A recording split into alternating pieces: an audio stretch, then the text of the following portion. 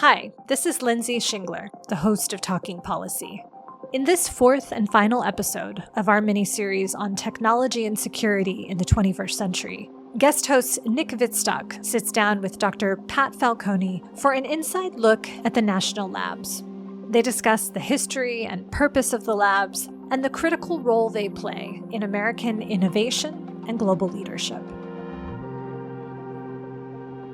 Hello, everyone. My name is Nicolas Wittstock, and in this episode of Talking Policy, I am speaking with Dr. Patricia Falcone. Dr. Falcone is the Deputy Director for Science and Technology at the Lawrence Livermore National Laboratory in California. Previously, she served as the Associate Director of the White House Office of Science and Technology Policy for National Security and International Affairs, where she was advising on the science and technology dimensions of national security policy. Today, we hear her perspective on American science, technology, and innovation policy and how to meet some of the challenges that we have been discussing in this podcast series.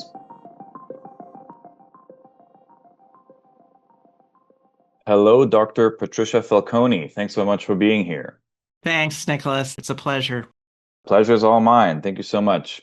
I really can't imagine anyone else better to talk about some of the questions that we're trying to address today. I think currently we hear a lot about technological change related to various kinds of potential national security threats, or let's say challenges that are of relevance to national security, right? So we hear about AI. We hear about drones, specifically in connection to the conflict in Ukraine. We hear about nuclear weapons. We also hear about things like climate change and energy security. So I'm curious about your take first on a very general level as someone whose job it is to think about the connection between technological change and national security, but also to enact policy on this issue. What would you say is the current state of science and technology, if that makes sense, and which fields are of specific importance and why, specifically from this national security standpoint? Well, thanks. I think that the state of science and technology is really fun. I mean, there is a lot happening, and being at a place like this laboratory and sister institutions is a great privilege because we have the opportunity to work right at the frontiers. And I think you've mentioned some of the important areas already. We work a lot in artificial intelligence, but really as it's linked to high-performance computing, detailed modeling and simulation of physical processes and getting new scientific knowledge, working on materials and manufacturing to make new things that can have good capabilities. Working in particular, I think there's a convergence of physical science and biological science that is leading to lots of new opportunities and capabilities. And energy security, as you mentioned already. So I think in all those domains, there's a lot happening. And that includes potential opportunities to make things better and also opportunities to make sure our nation's prepared for threats. So I want to unpack a little bit what the national laboratories do in the way that you've just described it, but also maybe what it means for the federal government to work on a lot of these science and technology problems. So in an earlier episode, we spoke to Bill von Villian about the history of the U.S. innovation system and the core role that the national laboratories have played. Could you maybe speak a little bit to what the labs do today exactly? So we're part of the Department of Energy, and the Department of Energy has 17 designated national laboratories, and they're quite different one from another. But what's common about them is that we have the responsibility of spending federal dollars to work on important things for the nation. And that ranges from very basic science, including the operation of very large and complex facilities that can do experiments that yield data and understanding of different phenomena, to, very mission-focused work. How do we bring new energy systems in? How do we understand resilience of our electricity grid? And also nuclear weapons. How do we have a strong and credible, safe, secure nuclear deterrent for our national leaders? And so the science and technology underpinnings of those important questions are what the labs do.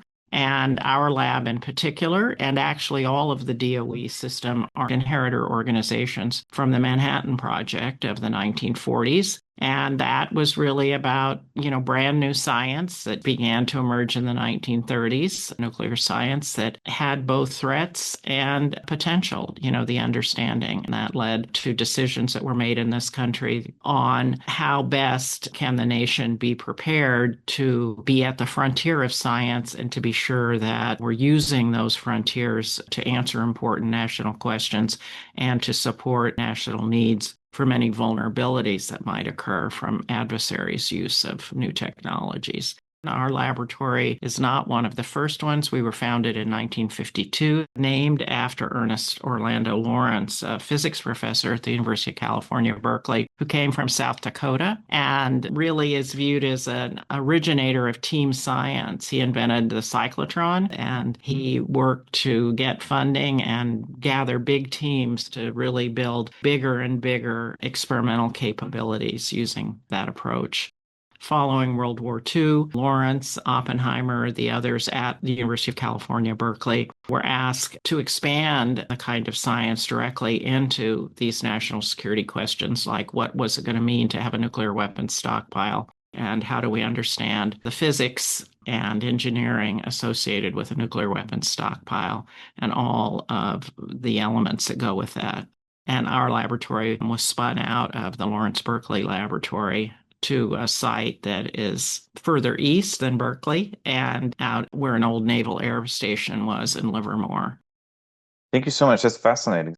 So I think for most people, it's probably somewhat intuitive to understand, why the stewardship of the nuclear weapons stockpile requires an enormous amount of investments in science and technology, right? To understand how these things work, both on a physical level, but also on a practical level.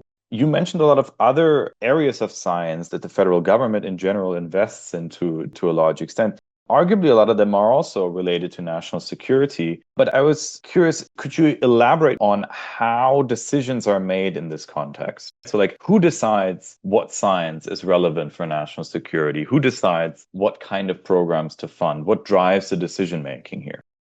Well, the decision-making is done in the usual policy places. So in my experience at the Office of Science and Technology Policy, which is a congressionally mandated entity that does sit inside the White House. So that means that its director is subject to Senate confirmation and subject to being called before congressional bodies to describe what's going on. Its job was the policy for science, the doing of science, and the science for policy, so information on science that informed other kinds of policy. So national security policy, as you mentioned, but also overall innovation and economic policy, industrial policy, to the extent different government leaders have different perspectives on the role of the government in that. The thing about science is that you have to have a substantive, deep capability to be able to answer those questions. So the doing of science is different than science policy. And at the laboratories, we're in the business of the doing of science to answer questions for policymakers, but we are not policymakers here at the laboratory. In the last 3 episodes on this podcast series, I've talked to 3 different experts on different challenges related to technological change. And I'm curious to get a little bit more of your assessment on some of these issues that they've raised. So again, Bill Bonvillian, I think one of the core messages of the episode with him was that the impact of the federal government through institutions like the national laboratories on technological innovation, not just in terms of it being relevant for national security through things like the nuclear weapons program, but also in a lot of other fields, right, has been enormously beneficial in economic terms. But at the same time, it's also somewhat publicly underappreciated. I'm just curious to get your sense of whether or not you would agree with that assessment, and if so, why that's the case. Yes, I would agree with that point. I think it would be difficult to hazard a guess about why that is. I think the fact is that a lot of us know about what's in our immediate area, and maybe we never know much about what's beyond. But it has been incredibly important. Numerous studies have shown that federal investments in science and technology do have very long tails in terms of economic prosperity. And so, it has been a part of political policy discussion for some time. For example, what fraction of the gross domestic product we should aspire to for research and development, and how we want to foster partnerships. I think that's also true. Government funding isn't the only source. And at the present day, in fact, industry funding of research and development is larger than the government share. That changed late in the last century. But what industry does and what the government does is really quite different as a rule in general. So the government does support the most basic research, and it also supports the most government mission-focused research and development. I will say that, for example, on the Department of Energy website, there's a website you can go to that has like 75 inventions from DOE's national laboratories, micro-impulse radar, clean rooms.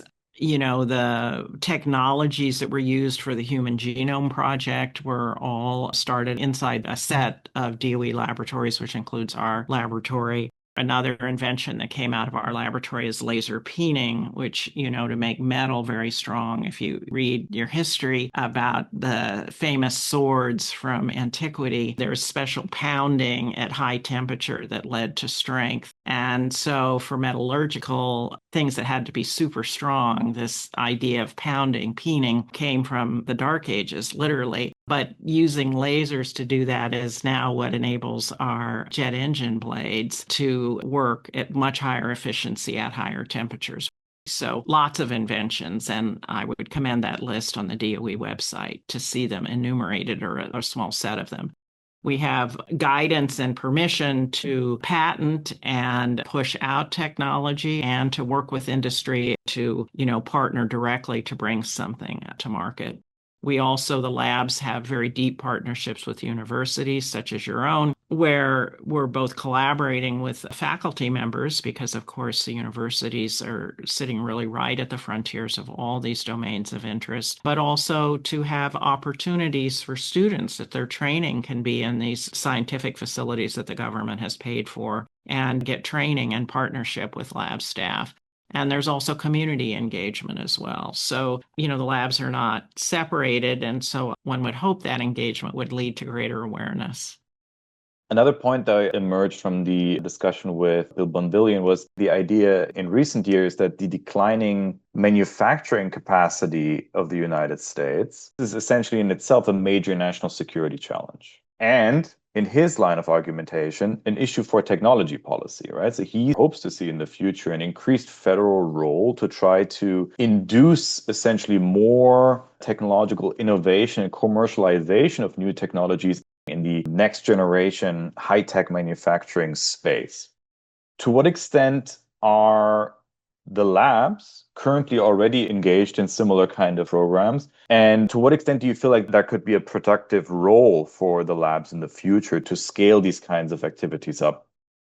Well, let's see. You're absolutely right that manufacturing is very important, mostly because we all like things and we use things. And it is also something that we're deeply involved in, and the DOE laboratories as a system. With respect to nuclear weapons in particular, a part of the Department of Energy called the National Nuclear Security Administration has the responsibility to actually make and to fix up, when they get old, the nuclear weapons stockpile that are then transferred once they've been made by this system under the auspices of the National Nuclear Security Administration. So DOE owns the manufacturing of nuclear weapons. So there is a very specialized set of manufacturing responsibilities.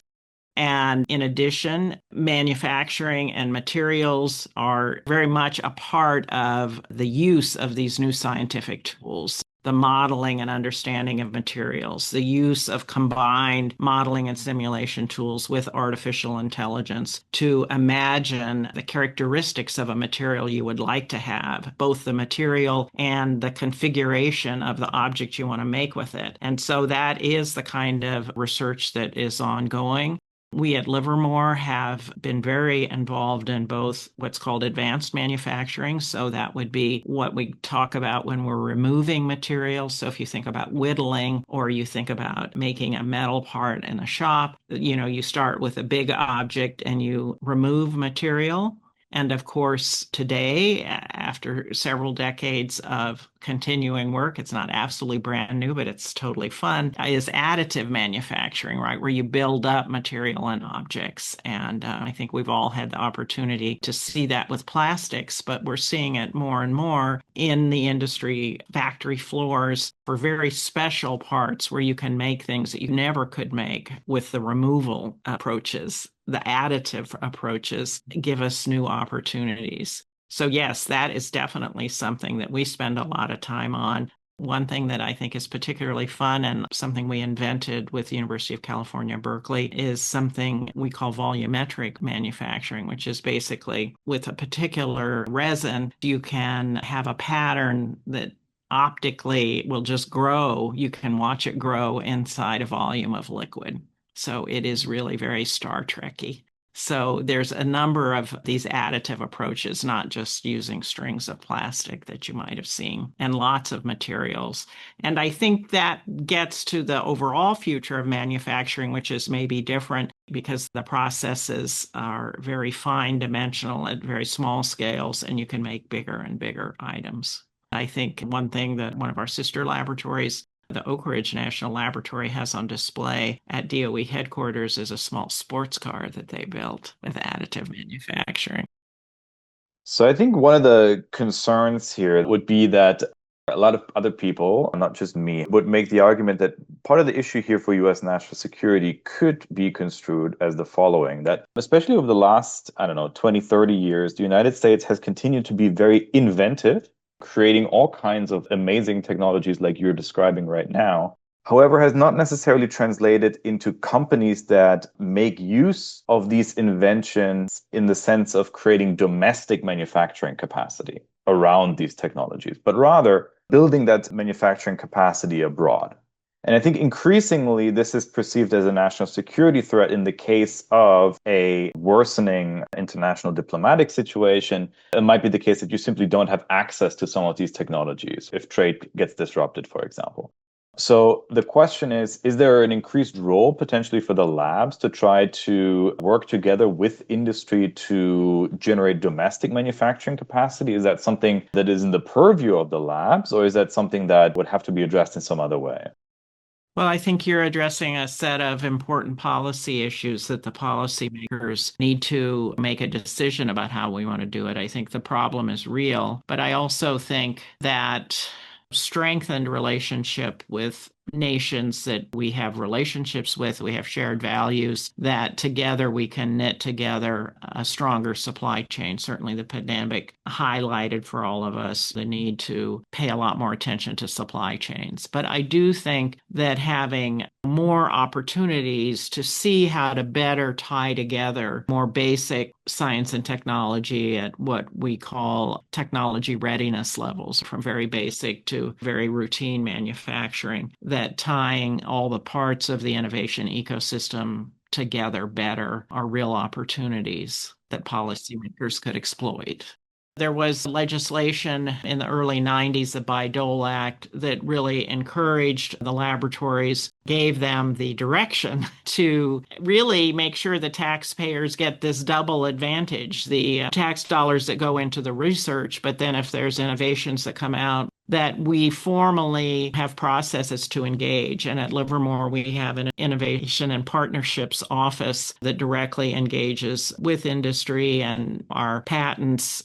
There's a lot of discussion now about how do we make more intimate partnerships, particularly in these new technology areas. But we do have folks to try to build those bridges both ways for industry, but also, as I said, with academics, with other partners in the innovation ecosystem, because the labs are certainly not the only part. We're one part of the overall system. And the rule set, as you've asked about policy, could be improved, I think. You want to say a little bit more about how it could be improved?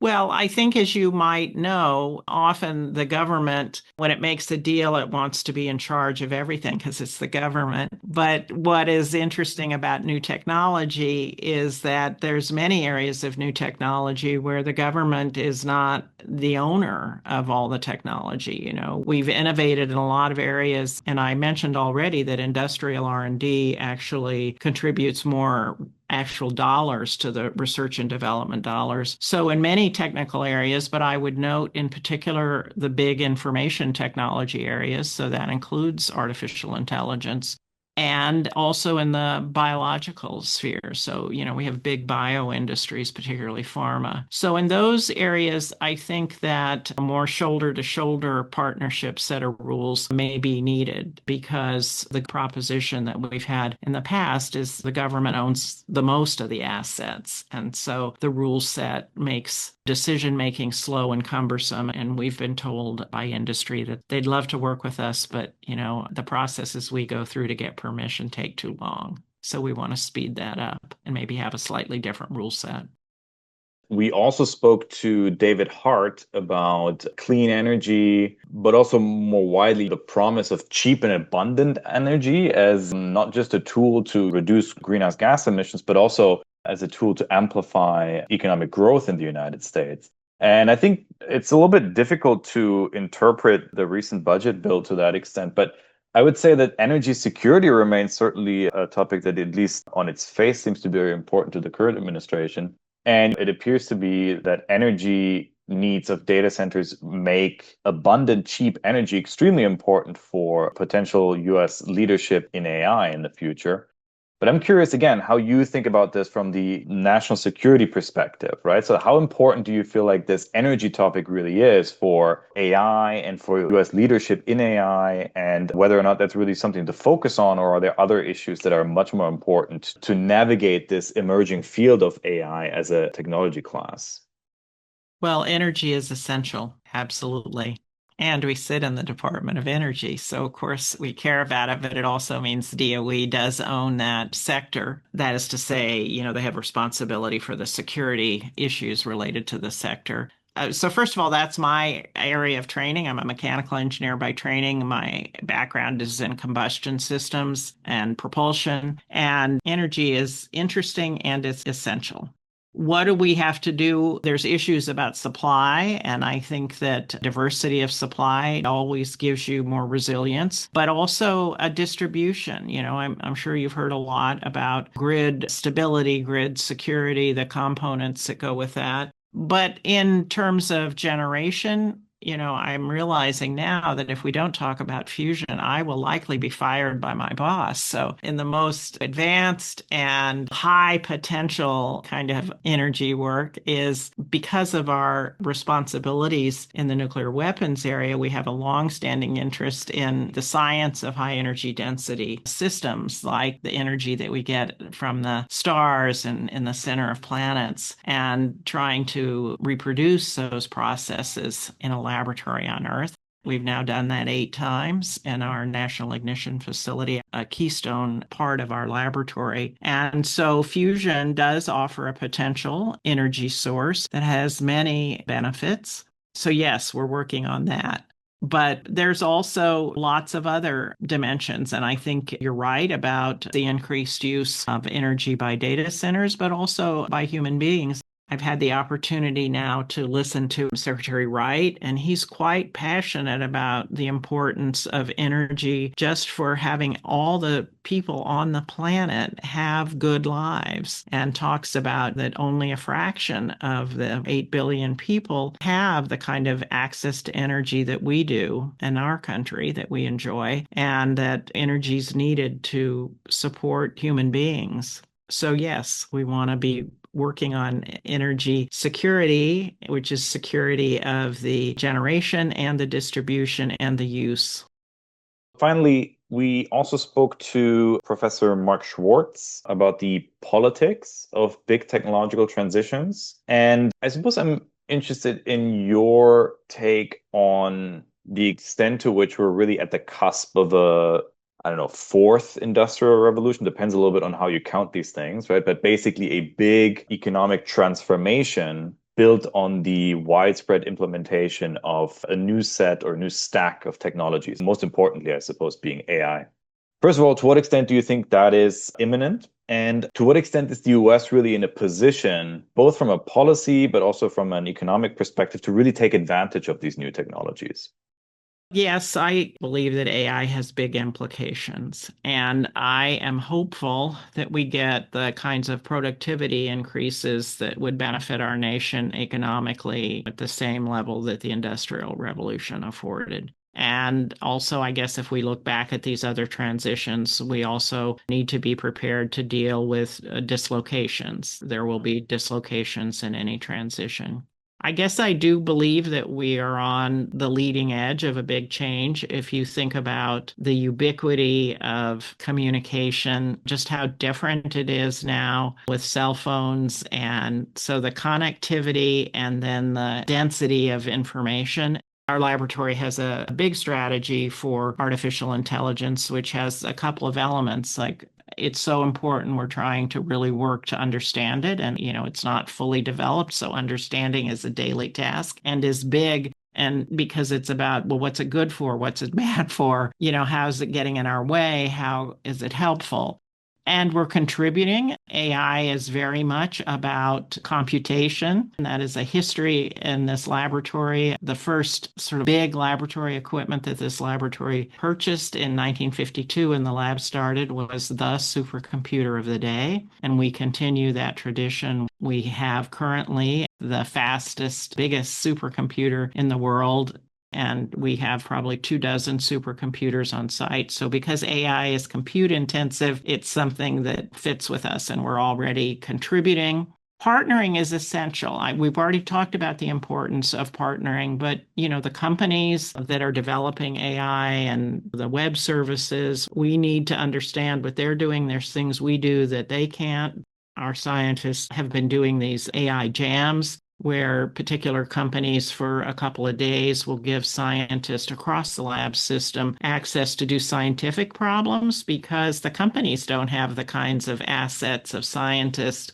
And so once you've vacuumed up everything on the web, the next question is, how are you thinking about new knowledge? And that's what scientists think about is new knowledge. So they're very interested in seeing how our scientists use it. That's part of evolving partnerships.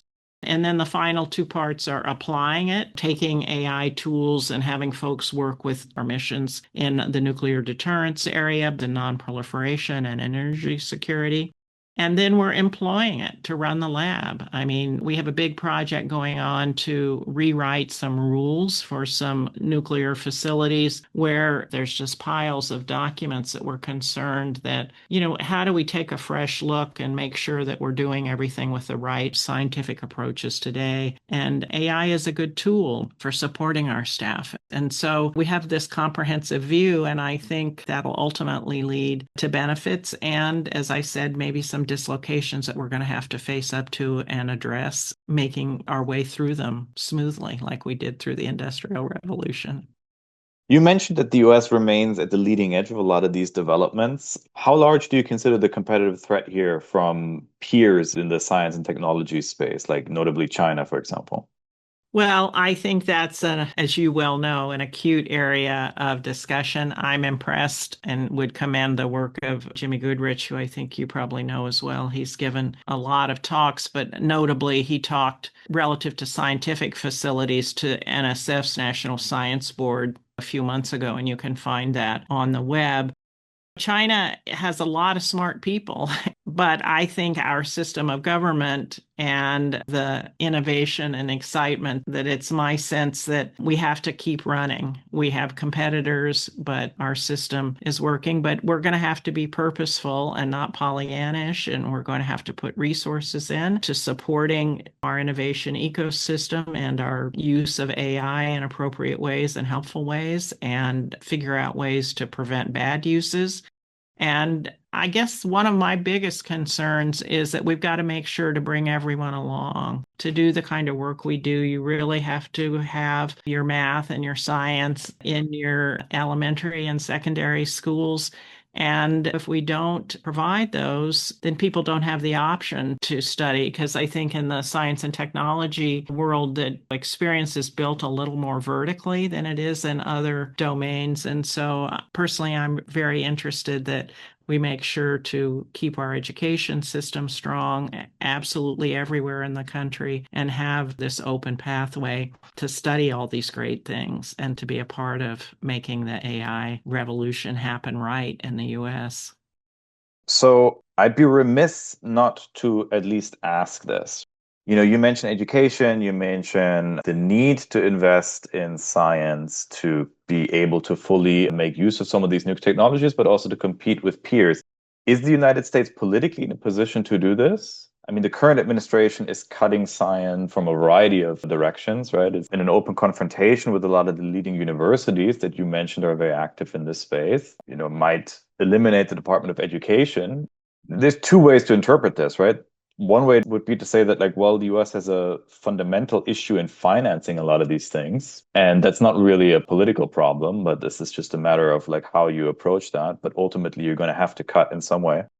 Or this is a political polarization issue, right? Because you ultimately have one of the major parties in the United States right now that is very opposed to the view that you have to invest in all of these things in the way that you just laid out. What would your reaction be to that? Well, I'm definitely concerned about the uncertainty in funding, particularly as it's affecting young scientists. So I was on campus on a review committee at about the time this spring that the graduate students had received notice that they had been accepted to graduate school, and then they were replying. And across the universities, as the funding uncertainty happened, some of those admissions were rescinded or postponed. And also for our young scientists, it is a little unsettled right now, but it has been my experience that there is strong support by U.S. citizens for strong science and technology, and people love their cell phones and they love, satellite TV and all kinds of other things. I guess I have some hope that it'll work out. I mean, I think we have to say that, not everything is perfect, and we do have to be open to change. As scientists, we love experiments, and I think for policy, pilot projects are important. And I guess it's still my belief that we'll sort it out. But the changes have been injurious to people that are at key points in their career path. And we have to work together to continue to deliver on these things.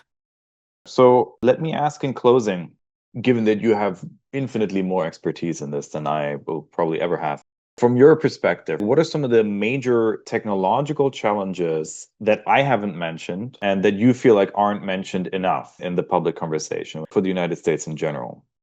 Well, I guess I'm thinking about when I was writing my dissertation, I had a small Post-it note above my desk that said hard work pays off. And so I guess, there's a lot of fast talk. But the fact is that if we're going to deliver for our citizens on, space travel, on people having energy to have their lives be better, for better health outcomes, that we can use AI to tailor drugs to people's particular issues, to get all of these benefits, it takes doing hard, no-nonsense work. And so we need serious people trained and working, and all our policy folks focused on real jobs and new industries.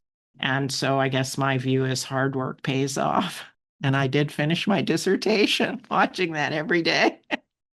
Oh, that's the most important thing, yeah. Dr. Patricia Falcone, thank you so much for being part of the podcast. This has been very interesting. Thank you very much.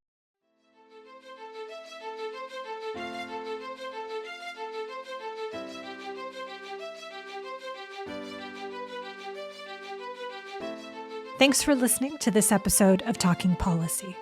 Talking Policy is a production of the University of California Institute on Global Conflict and Cooperation. This episode was produced and edited by Tyler Ellison. To ensure you never miss an episode, subscribe to Talking Policy wherever you get your podcasts. To learn more about IGCC, visit ucigcc.org.